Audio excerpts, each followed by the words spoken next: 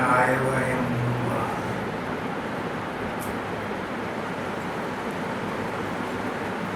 श्री कृष्ण का जन्म मथुरा में हुआ, वहाँ से गोकुल आ गए मैया बाबा के पुत्र बन गए।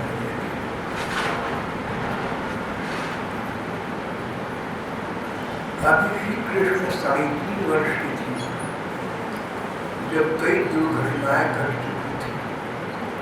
प्राकृतिक प्रकोप थी या आकस्मिक दुर्घटनाएं थी, कौन कहे। पर गोकुल वासियों को आश्चर्य था कि इतनी दुर्घटनाएं, कितने दैत्य आए, कितनी दानव आए, और सब दुर्घटनाओं का संबंध छोटे से बालकृष्ण से था। श्री कृष्ण 5-6 दिन के थे जब पूतना उनको मारने की दृष्टि से उनके पास आई थी। उसके बाद झगड़ा गिरते गिरते बचा। आंधी इसे आकाश में ले गई, पृथ्वी के मुंह में डाल दिया, वहां से चट्टान पर गिरा। इसका उखल 2 वृक्षों के भीतर फंस गया और वृक्ष गिर पड़ा। इस प्रकार अनिष्टकारी घटनाएं एक के बाद एक होती रही। फिर ये भी पता लगता था कि ये सब दैत्यों की, राक्षसों की करतूत। एक दिन सारे गोकुलवासी एकत्रित होकर बैठे। नंद बाबा और बड़े बूढ़े गोप एक स्थान पर मिलकर बैठे।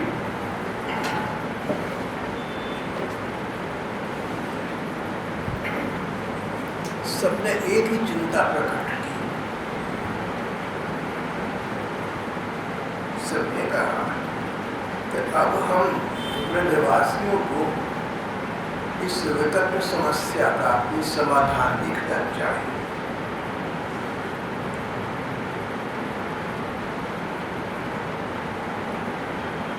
यहाँ से अपना डेरा डंडा उठाकर कूच कर देना चाहिए। नंद बाबा का लाड़ला पहले हत्यारी पूतना के जंगल से किसी प्रकार छूटा। फिर भगवान की कृपा हुई, इतना बड़ा झगड़ा गिरते गिरते बचा। आंधी रूपी राक्षस ने तो इसे आकाश में ले जाकर पृथ्वी को मुंह में डाल दिया था। वहां से इस चट्टान पर गिरा, तब भी हमारे कुल के जीवेश्वर ने इस बालक की रक्षा की। वृक्षों के बीच में आ गया। इन बातों से यही समझना चाहिए कि भगवान ने हमारी रक्षा की। पर जब तक कोई बड़ा अनिष्टकारी अरिष्ट हमें और हमारे गोकुल को नष्ट न कर दे, तब तक ही हम लोग इस बच्चे को लेकर यहाँ से कहीं अन्यत्र चले जाए।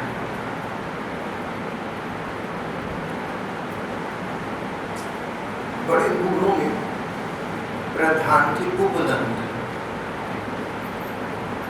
एक गोप का नाम था उपनंद। बूढ़े बुजुर्ग व्यक्ति थे, धर्मात्मा थे, भक्त हृदय थे। श्री कृष्ण के प्रति अगाध अनुराग इनके हृदय में उद्वेलित हो रहा था। बड़े बूढ़े उपनंद ने कहा कि अभी तक तो भगवान ने हमारी प्रत्येक स्थान पर, प्रत्येक स्थल पर सहायता की है और ये बच्चा बचता रहा।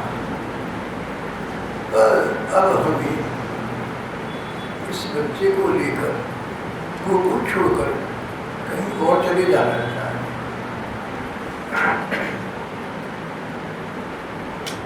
गोकुल वासियों के मन में भगवान के प्रति प्रेम का भाव था। पढ़े हुए नहीं थे, अधिक ज्ञानी या विद्वान भी नहीं थे, लेकिन ज्ञान और विद्वत्ता का संबंध भगवान के प्रति प्रेम हमसे उतना होता नहीं। गोकुलवासियों ने देखा कि बड़े बड़े उत्पात के कारण हुए और हर उत्पात भगवान ने बचा लिया। इसका अर्थ उन्होंने ये नहीं निकाला कि अब क्या चिंता है, अब तो अनुभव हो चुका, जहाँ कहीं अनिष्ट होना होगा भगवान बचाएंगे जैसे अब तक बचाया।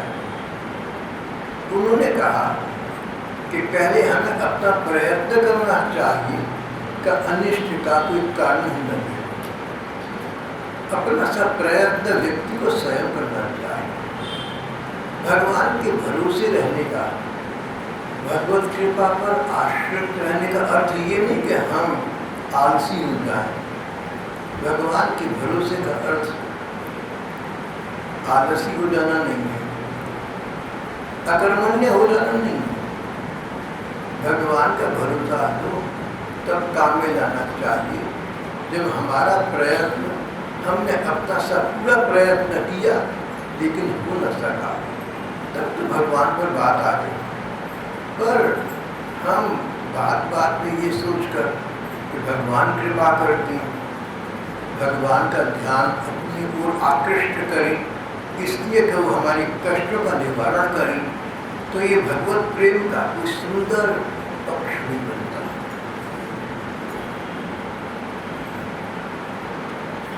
भक्तों के जीवन में इस प्रकार के अनेक अनेक स्थल आते हैं। भक्तों ने देखा कि जहाँ कष्ट आता है भगवान को बाढ़ लेते हैं, बड़े बड़े कष्टों से भगवान को बाढ़ रहे हैं, स्पष्ट है आगे भी उबारेंगे। पर भक्त ने इसका अर्थ ये निकाला कि अपना सब उद्योग करूं, अपना सब उद्यम करूं, अपना सब प्रयत्न करूं जिससे कष्ट आवे ही नहीं, जिससे कि भगवान कष्ट उठाना न पड़े। मुझे कष्ट मुक्त करने का कष्ट भगवान को न उठाना पड़े। भक्तों ने इस दृष्टि से इस पंक्ति पर विचार किया। श्री कृष्ण 3.5 वर्ष के हो गए थे। नंद बाबा यशोदा के पास गोकुल में रहते थे। 3.5 वर्षों में कितने दैत्य आए, कितनी दुर्घटनाएं घटी, प्राकृतिक प्रकोप हुए, सब स्थानों पर भगवान ने इनकी रक्षा की। पर एक दिन बड़े गुरुओं ने मिलकर एक बैठक की और सबने विचार किया कि कष्ट आते हैं, भगवान उनका निवारण कर देते हैं, पर अच्छा ये है कि हम स्वयं कोई प्रयत्न करें जिससे हमें कष्ट मुक्त करने का कष्ट भगवान को न उठाना पड़े। अपने प्रयत्न के, अपने प्रयास के प्रतिकूल कुछ न निकलता हो, फल न निकलता हो, तो भगवान करेंगे इस सिद्धांत बिल्कुल नहीं। क्योंकि भगवान कर रहे हैं इसलिए हम निष्कर्मण्य हो जाए, हम आलसी हो जाए, अकर्मण्य हो जाए, ये सिद्धांत भक्तिवाद में अच्छा नहीं ठहरता। यहाँ पर महाभारत की द्रौपदी का विचार आता है। दुष्ट दुशासन भरी सभा में द्रौपदी का चीरहरण करना चाहता था। द्रौपदी ने पहले अपने पतियों की ओर देखा, फिर बुजुर्गों की ओर देखा, फिर अपना प्रयत्न किया, अपनी धोती दांतों में दबाई। जब देखा कि सारे प्रयत्न निष्फल हो गए, मैं तो कुछ कर सकती ही नहीं को, न तो मेरा कोई कुछ कर सकता है, न मैं अपना कुछ कर सकती हूँ। अंतिम स्थान पर जब सब प्रयत्न विफल हो गए, तब द्रौपदी ने भगवान को पुकारा, कौरवार्णवधिमग्नान् किं न जानासि कीशव। श्री कृष्ण, ये दुष्ट दुर्योधन, ये दुष्ट कौरव मेरा तिरस्कार करना चाहते हैं, क्या तुम्हें नहीं दिखता? द्रौपदी कृष्ण का भाई बहन का नाता था, तो जैसे बहन भाई से बोलती है, ऐसे द्रौपदी ने कहा, किम न जानासि, क्या तुम नहीं जानते? तुम तो अंतर्यामी हो, तुम समर्थ हो, तुम सर्वज्ञ हो, तुम जानते तो तुम हो ही, तो तुम प्रतीक्षा किस बात की कर रहे हो? तो मैं तुमसे प्रार्थना करूं, तुम्हारे यहाँ कैसे हाथ जोड़ कर सिर झुका कर बैठता? भाई का काम बहन की रक्षा करने, स्वयं आगे आना है। जो अपने अधिकार भाव से, अधिक प्रेम के अधिकार से भगवान को पुकारा, किम न जाना सी केशव, केशव क्या तुम ये नहीं जानते? भगवान द्वारका थे, भगवान द्वारका से भागे आई, या क्या उन्होंने किया कि तो वो लीलामय जाने, वो मायामय भगवान जाने, पर द्रौपदी का चीर लंबा होता गया, वो कथा आप सब जानते।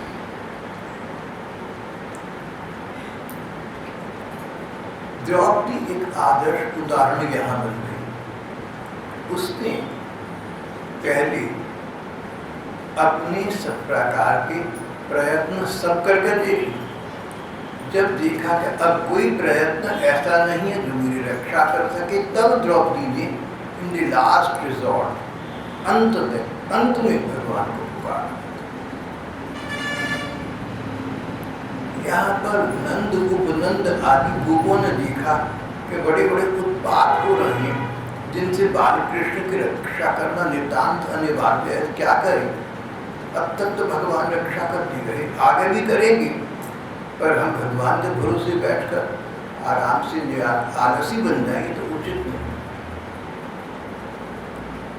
उपनंद दान के बूढ़े गोप ने कहा कि यहाँ गोकुल के पास ही वृंदावन नाम का एक वन है, उसमें छोटे छोटे और भी वन हैं, नई नई हरी भरी हैं, बड़ा ही पवित्र पर्वत, घास, हरी भरी लता और बेल है। पशुओं के लिए, हमारे पशुओं के लिए वृंदावन बहुत ही हितकारी है।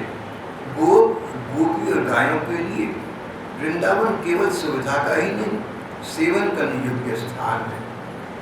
यदि तुम सब लोगों को ये बात जचती हो तो हम लोग आज ही वहाँ के लिए पूछ करते, देर न करें, गाड़ी जोती, छकड़े जोती, पहले गायों को जो हमारी संपत्ति है वहाँ भेज दें, फिर हम भी चलें। बूढ़े उपनंद ने सबसे कहा कि परिस्थिति को सामने देखते हुए वृंदावन नाम के सुंदर वन में हम लोग चले जाएं, वहाँ निवास करने। मेरे विचार से ये श्री कृष्ण बालक इसके हित में होगा, हम सबके हित में होगा। अगर ये बात आपको जचे तो आप लोग अपना परामर्श प्रदान करें, आपकी सहमति प्रदान करें। 3.5 वर्ष से प्रकार प्रकार के प्राकृतिक प्रकोप हो रहे थे, आकस्मिक दुर्घटनाएं हो रही थी। उनका हल करने के लिए गांव के लोग आपस में मिलकर बैठे और बातचीत करने लगे। किसी रजिस्टर में लिखकर कोई मीटिंग नहीं बुलाई, सबके दस्तखत कराई।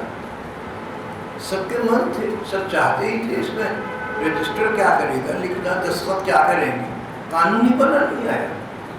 जैसे परिवार के सदस्य मिलकर बैठे, इस प्रकार पूरे गोकुल के ब्रजवासी एकत्रित होकर प्यार से बैठ गए।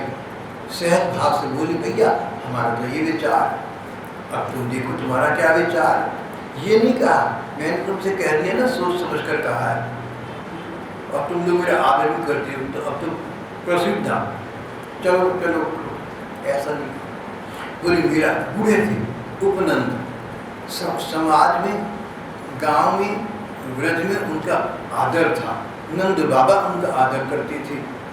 वो सम्मान्य उपनंद बड़ी शालीनता की भाषा में, बड़ी विनम्रता की भाषा में कहने लगे कि मैंने अपना विचार तुम्हारे सामने प्रकट कर दिया, अब तुम लोगों को जचे तो भैया फिर आज ही ऐसा कर लो, फिर देर न करो।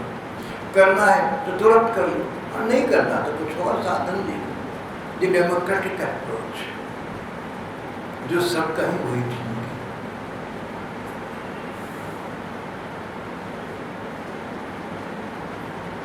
इस विषय में किसी का भी मतभेद न हुआ। 2 विषय थे, श्री कृष्ण की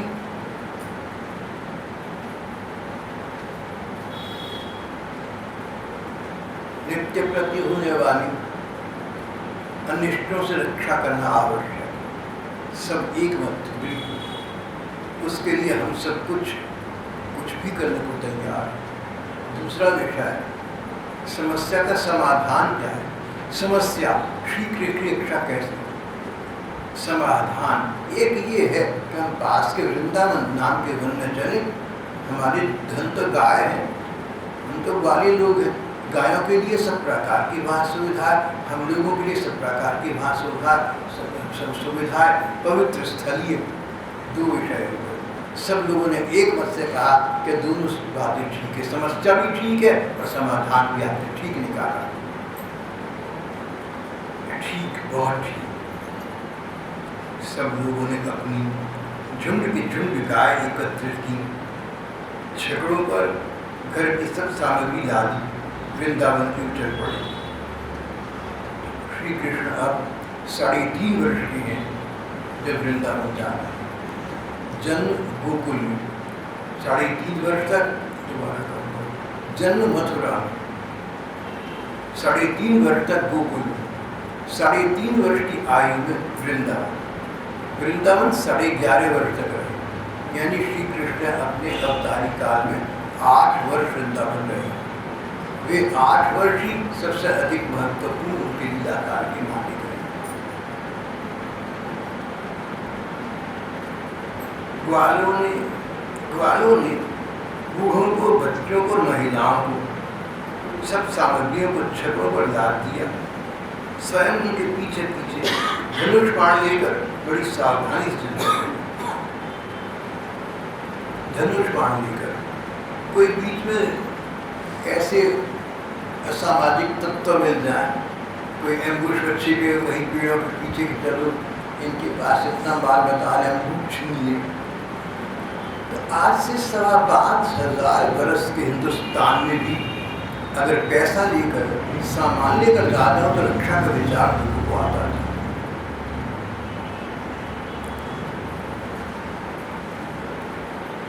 अंतर बहुत बड़ा है। विचार तो आता था लेकिन होता कुछ नहीं था। कभी कुछ हो जाए, प्रायः तो नहीं होगा।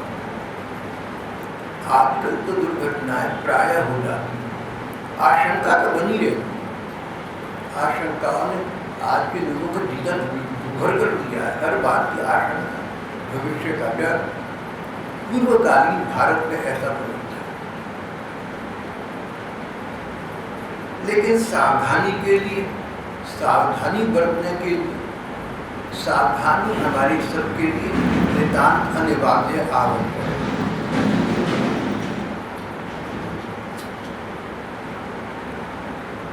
सबके पीछे पीछे धनुष बाण लेकर बड़ी सावधानी से चल रहे। अब ग्वाले थे, वैश्य जाति के थे, बनी धनुष बाण लेकर चलना तो क्षत्रियों का काम है। लेकिन आपातकाल में कोई संकट का काल दिखता हो तो जाति पाति का विचार न करके जो उस समय उचित समाधान सूझे सो करना चाहिए। इन बनियों ने क्षत्रियों का काम करना शुरू कर दिया।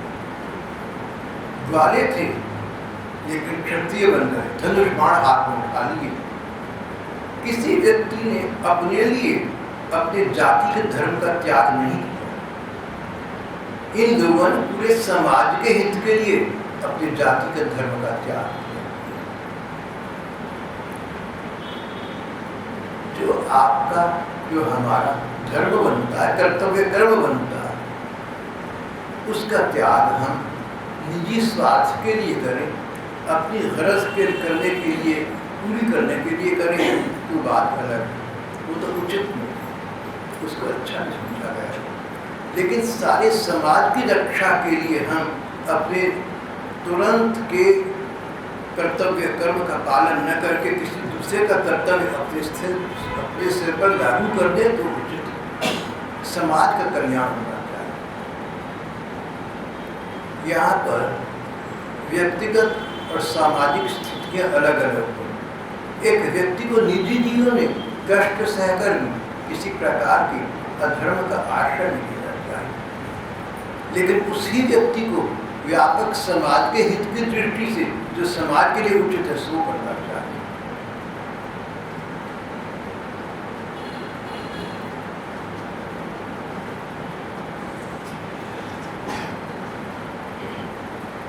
गौ और बछड़ों को सबसे आगे कर दिया, पीछे पीछे बाजी बजाते चले, रास्ते में हंसी मजाक करते हुए, गीत संगीत करते हुए, नृत्य करते हुए, आनंद पूर्वक हंसते मुस्कुराते हैं। ये जो जीवन रूपी यात्रा है ना, ये तो सभी की जैसी चल रही है वैसी है। इस जीवन रूपी यात्रा में हंसते मुस्कुराते चल। समस्याएं जो हैं आज मानव मात्र की कठिनाई की सब पता लग रही है, उनके बावजूद अपना सा उद्यम करते हुए और भगवान का भरोसा रखते हुए जीवन रूपी यात्रा में गीत संगीत के साथ आगे प्रस्थान करना, अपनी ओर से मुदित रहना, प्रसन्न रहना, कीप अप गुड चीयर, हंसते खिलाते रहे। कष्ट तो है, कठिनाइयाँ तो हैं, एक तो सभी के हैं, दूसरा उनका कोई हल नहीं है, तीसरा जो होना है सो तो होकर रहेगा। अगर हम कुछ कर सकते हैं तो कर रहे हैं, करना चाहिए, फिर जो होगा सो होगा। तो कम से कम भविष्य की आशंका में अपने वर्तमान को विनष्ट मत कर ले।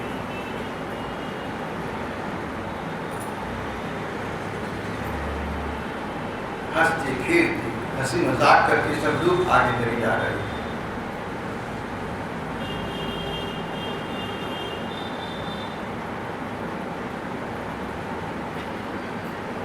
गोपियां सुंदर सुंदर वस्त्र पहनकर, गले में सोने के हार धारण करके रथों पर सवार थे। बड़े आनंद से श्री कृष्ण की लीलाओं के गीत गाती जा रही थी।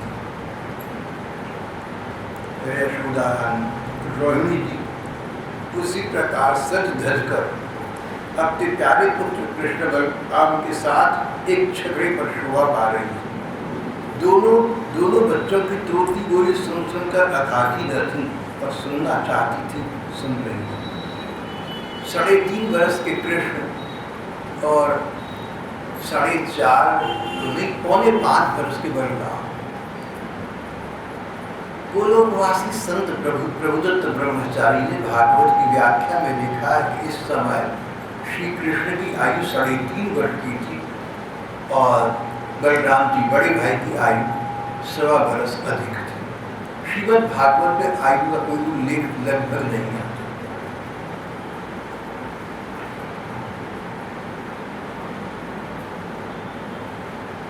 वृंदावन बड़ा ही सुंदर वन है, चाहे कोई भी ऋतु हो वहाँ सुख ही सुख है। सदा वसंत रहत वृंदावन। वृंदावन में चाहे ग्रीष्म ऋतु हो चाहे शीत ऋतु हो, वहाँ पर समशीतोष्ण वातावरण रहता है, सदा वसंत का सा वातावरण रहता है। वृंदावन बड़ा ही सुंदर वन है, चाहे कोई भी ऋतु हो वहाँ सुख ही सुख है। उस पर प्रवेश करके ग्वालों ने अपने छकड़ों को मंडल बनाकर बांधकर खड़ा कर दिया, गायों के लिए स्थान दिया है। वृंदावन का हरा हरा वन था, अत्यंत सुंदर पर्वत था, यमुना नदी किनारे सुंदर सुंदर तट पुलिन बने हुए थे।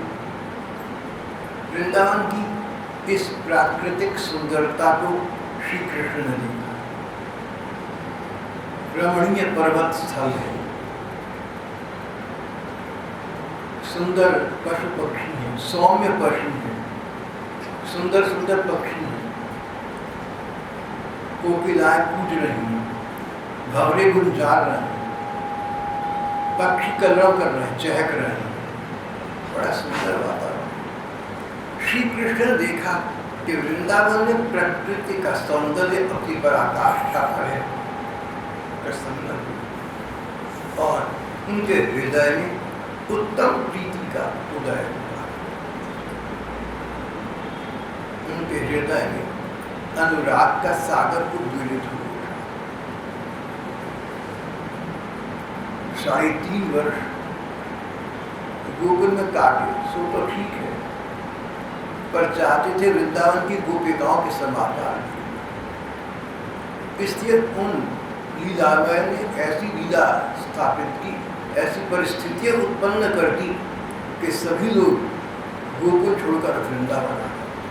श्री कृष्ण के प्रति गोकुल वासियों का अनुराग विचित्र था, अद्भुत था, अविश्व ऐसा कोई विश्वास न हो।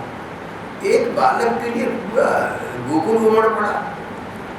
न तो गोकुल वासियों ने अपने घरों की चिंता की, सदा से यहाँ गोकुल में रह रहे थे, पुश्तों से रह रहे थे, शताब्दियों से रह रहे थे, लेकिन श्री कृष्ण के लिए उन्होंने अपने खल खलिहान, खेती बाड़ी, पशु, आजीविका, अब तक की रमस्थल की किसी का विचार न किया, बस सुना कृष्ण का हित, वृंदावन जाने में उठ खड़े हुए चल पड़े। जब भगवान के लिए इस प्रकार की तत्परता हमारे हृदय में उत्पन्न हो जाए, भगवान मिलने असंभव नहीं। हमारी में तत्परता नहीं है। यहाँ कहा सब कुछ छोड़कर, सारा गांव छोड़ दिया। देखिए अपने होम टाउन को छोड़ना, अपने घर के शहर को छोड़ना कितना कठिन होता है। उन्होंने छोड़ दिया, सब कुछ छोड़ दिया। टीकाकार कहती कि भाग्य कि अगर हम भगवान के लिए सब कुछ छोड़ने को तैयार हैं, सबसे ऊपर भगवान, सबसे बड़े भगवान यहाँ पर श्री कृष्ण है। अगर हमारे मन में, अगर हमारे नयनों में, हमारे जीवन में सर्वोच्च स्थान श्री कृष्ण का है, श्री भगवान का है, तो कोई कठिनाई आए, कोई त्याग करना पड़े, सर्वस्व त्याग करना पड़े, सबके लिए हम तैयार हैं। गोकुलवासी ने गोकुल सदा के छोटे गांव छोड़ दिया, पीछे मुड़कर लगे। गोकुल महावन को छोड़कर वृंदावन आ गए और वृंदावन आकर आनंद मनाया, मुदित हुए, आनंदोत्सव हो गया, नंदोत्सव हो गया। कारण मन में संतुष्टि थी, मन में चैन था कि यहाँ हमारा बालक कृष्ण चैन से रहेगा। कौन कैसे रहेगा, कौन कह सकता है, भविष्य के गर्त में क्या छिपा है, कौन जाने। पर मनुष्य को अपना सा प्रयत्न, प्रयास तो करना ही चाहते, अपना सा कर सकते हैं, बनना है सब। वृंदावन आ गए, सब कुछ छोड़ दो, ये सोच करके यहाँ पर हमारे बच्चे का, कृष्ण का कल्याण होता रहेगा। विचार तो ये था, संकल्प तो यही था, भावना तो यही थी। आगे होगा वही जो भाग्य में लिखा है, जो भगवान का विधान। अपना सा प्रयत्न तो करना चाहिए। गोकुलवासियों ने अपना सा प्रयत्न किया, अपना सर्वस्व त्याग कर श्री कृष्ण के लिए नई जगह आ गए, नए मन में आ गए। राम और श्याम, राम बलराम जी, श्याम श्याम सुंदर श्री कृष्ण। राम और श्याम दोनों ही अपनी तोती बोली और अत्यंत मधुर बच्चों जैसी लीलाओं से गोकुल की ही तरह वृंदावन में भी ब्रजवासियों को आनंदित करते रहे। थोड़े ही दिनों में उन्हें बछड़े चराना आ गया। गाय चराने की इजाजत तो नहीं थी, छोटे छोटे बछड़े चराने की आज्ञा मिल गई थी। दूसरे बाल बालों के साथ खेलने के लिए बहुत सी सामग्री लेकर वे घर से निकल पड़े और गायों के रहने के स्थान के पास ही अपने बछड़ों को चराते। श्याम और राम कहीं वंशी बजा रहे हैं, कहीं गुलेल या गोलियां फेंक रहे हैं, किसी समय अपने पांव के घूंघ पर तान छेड़ रहे हैं, कहीं ये बाल बाल श्री कृष्ण के मित्र स्वयं ही गाय या बैल बनकर खेल रहे हैं। एक गाय बन गया, दूसरा बैल बन गया, कोई बिछड़ा बन गया। बच्चों की आदत। एक और जो सांड बन बनकर हकड़ते हुए आपस में लड़ रहे हैं, दूसरी ओर कोई मोर की बोली बोल रहा है, कोई कोयल की बोली बोल रहा है, कोई बंदर आदि पशु पक्षी की बोली निकाल रहे हैं। कथा वक्ता सुखदेव जी महाराज कहते हैं, परीक्षित देखो, श्री कृष्ण सर्वसमर्थ परमात्मा सर्वशक्तिमान है, पर यहाँ 3.5 वर्ष के बच्चे का अभिनय कर रहे हैं, तो ऐसा ही लगता है कि सचमुच वो कोई साधारण बालक है। उनकी लीलाओं को देखकर तो ये कोई सोच ही नहीं सकता कि भगवान होंगे। सर्वशक्तिमान भगवान साधारण बालकों के समान खेलते रहते। कदाचित यमुना ये वत्सांचारयतु सकै, एक बार कभी की बात है, श्याम और राम अपने प्रेमी सखा बालबानों के साथ यमुना के तट पर चिड़ चला रहे। उसी समय उन्हें मारने के लिए से एक दैत्य आया। ये बनावटी बछड़ी का उद्धार करके झुंड में मिल गया, बछड़ों के झुंड में मिल गया।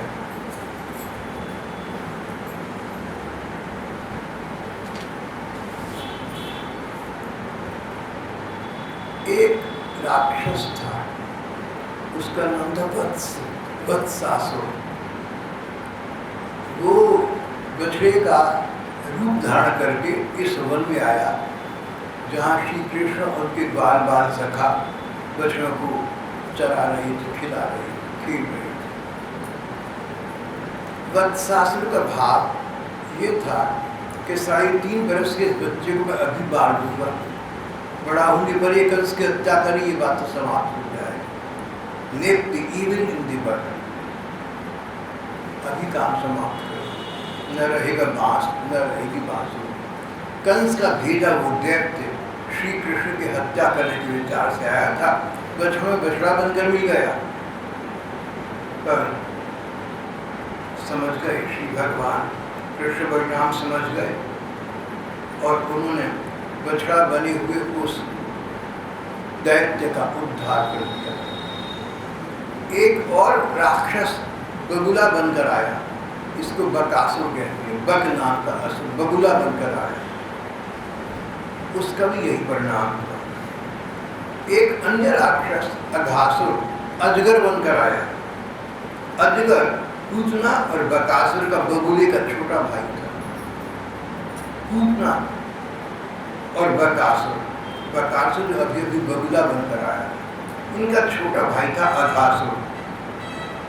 अघासुर एक अजगर बनकर आया, इतना बड़ा अजगर बनकर वन में पड़ गया कि लगभग 12 किलोमीटर की लंबाई हो गई। कथाकार कहते हैं, व्याख्या करने वाली महात्मा कहते हैं 12 किलोमीटर की लंबाई का अजगर बनकर ये उस वन में पड़ गया।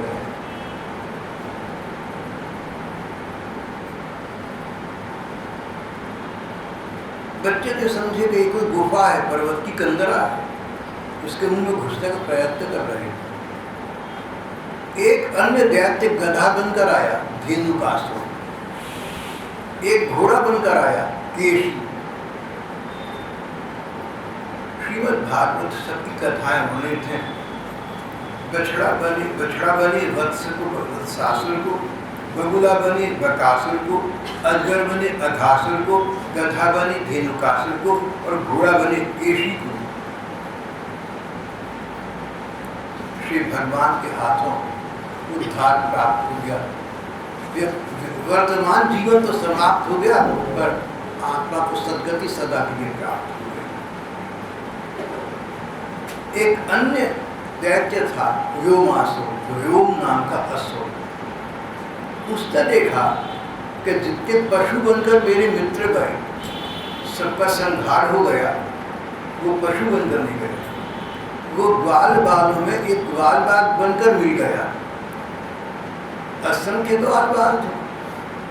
सब ये समझ रहे कि गांव का, हमारे गांव का ग्वाल आया, जैसे हम खेल लिया, ये बच्चा खेलने आ गया। ग्वाल बाल बने व्योमासुर का भाव यही था कि किसी प्रकार किसी षड्यंत्र से श्री कृष्ण की हत्या कर दी, पर वो भी सफल न हो सका। उसका भेद खुल गया और सर्वशक्तिमान परमात्मा ने जो बाल कृष्ण की लीला कर रहे थे, उसका भी अंत तक उद्धार कर दिया। यमुना जी के एक कुंड में एक स्थान पर कालियर नाम का एक नाग रहता था। नाग बहुत बड़ा था, बहुत जहरीला था। उसके आसपास भी वायु में जहर के कण फैल जाते थे। जो गाय, बछड़े, मनुष्य जिनके श्वास में उसका वातावरण प्रविष्ट हो जाए, उनकी तत्काल मृत्यु हो जाती थी। वहाँ पर तो कुछ जाता ही नहीं था। यमुना जी का ये सारा कुंभ, इस क्षेत्र का सारा जल विषैला हो गया। भगवान ने इस नाग के फन पर पाव रखकर नृत्य किया। तब काली नाग को पता लगा कि ये कोई साधारण बालक नहीं है, मेरे से बड़े बड़े देवता डरते हैं, पास ही फटकते, और ये सुविधापूर्वक मेरे फलों पर पाँव रखकर नृत्य कर रहा है। समझ गया तो भगवान भूल है, उनसे क्षमा मांग। एक बार ब्रह्मा जी को विचार आया कि ये हमारे साक्षात भगवान परमात्मा जिनसे हमने प्रार्थना की थी कि आप मानव अवतार लेकर पृथ्वी की रक्षा करें, क्या ये सचमुच वो ये कृष्ण वही साक्षात परमात्मा है?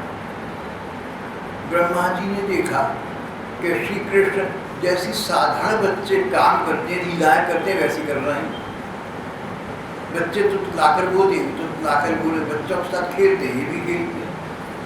जो काम कोई भी 3.5-4 वर्ष का बच्चा इस छोटी उम्र में किया करता है, खेल कूद, हंसी मजाक, तमाशा, वो सब ये बालक भी कर रहा है। ब्रह्मा जी को विचार आया, कहीं मैं भ्रमित तो नहीं हो गया? ये कोई महान पुरुष हो, कोई महामानव हो, लेकिन साक्षात परमात्मा ना हो, मैं इसको साक्षात परमात्मा मान। एक बार ब्रह्मा जी को सुवन में गए, उन्होंने गाय बछड़ी चुराकर एक कंदरा में, एक गुफा में बंद कर देखा। सोचा अब देखूंगा अगर ये कृष्ण परमात्मा है तो क्या करेंगे, अगर परमात्मा नहीं है इनको क्या पता कि ब्रह्मा जी एक कंदरा में गाय पर बछड़ों को बांध गए।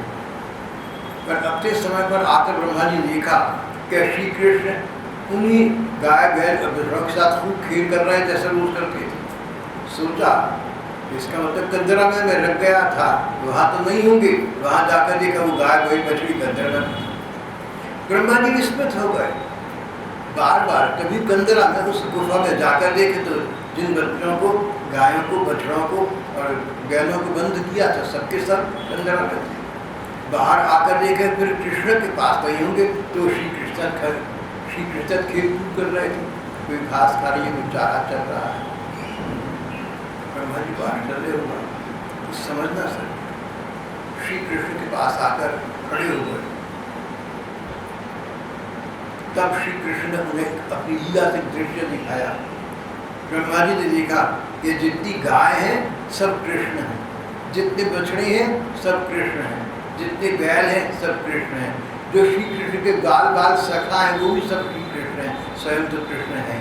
भाव ये कि भगवान ही सब रूपों में प्रकट हुआ करते हैं। ये सारा संसार भगवानमय है, सारा संसार कृष्णमय है। जित देखूं तित श्री कृष्ण ही है, जहाँ देखूं ज्ञान की दृष्टि से देखो तो सब कुछ भगवानमय है, और प्रेम की दृष्टि से देखो तो सभी जो अपने प्रियतम नजर आते हैं। ब्रह्मा जी तत्व इस समय देख रहे।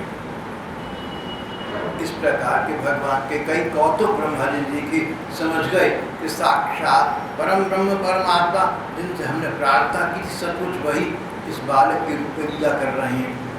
ब्रह्मा जी बालक श्री कृष्ण के सामने आ गए, अपना मुकुट उतारा, उनके चरणों में रख दिया, चरणों में सिर झुकाया, प्रणाम किया। बड़ी लंबी स्तुति की, स्तुति में यही बातें कहीं जो मैं आपसे कहकर चुका हूँ।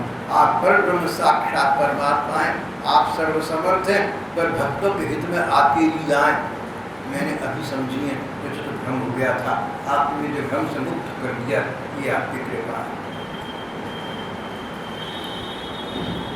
ब्रह्मा जी भगवान कृष्ण को प्रणाम करके अपने स्थान ब्रह्मलोक को चले गए। अभी तक जो कुछ आपको बताया, दैत्यों का उद्धार, ब्रह्मा जी का गुण, यमुना जी के जल की का विशुद्धिकरण, ये सब तो हो गया। पर जो मुख्य कार्य था वो तो बचा रहा। ये सब तो भूमिका थी, ये सब तो बातें इसलिए की जा रही थी कि आगे कुछ करना है, उसके निमित्त किया जा रहा है। जैसे आप लोग यहाँ पर कभी शमशान लगाएं, दोबारा कभी शामियाना लगाएं। देखो ज्ञान बुद्धि से तो शमशान शामियाना एक जैसी है, लेकिन चलो सभ्यता की भाषा में राधाष्टमी का समारोह मनाने के लिए हम लोग कभी शामियाने लगाएं, हलवाई बिठाएं, प्रकार प्रकार के खाने बाजार से मंगवाएं, खाने बनवाएं, न जाने क्या क्या प्रयत्न भाई बहन यहाँ की करती हैं।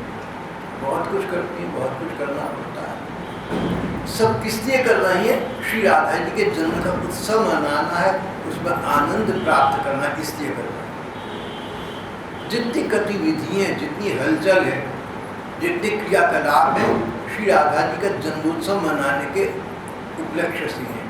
इसी प्रकार से श्री कृष्ण ने अब तक जो विधान किए, जो लीलाएं की, सब का सब किसी एक उच्च लक्ष्य की ओर इंगित था, जिसको संसार चाहे न जानता हो, सब लोग न चाहे जानता हो, लेकिन अंतर्यामी भगवान जानते थे और उनके विधान के अंतर्गत ये सब कुछ चल रहा था। और वो था भगवान के प्रति कामता भाव, भगवान के प्रति गोपियों का प्रेम, जिसकी भूमिका आज तक बनी है।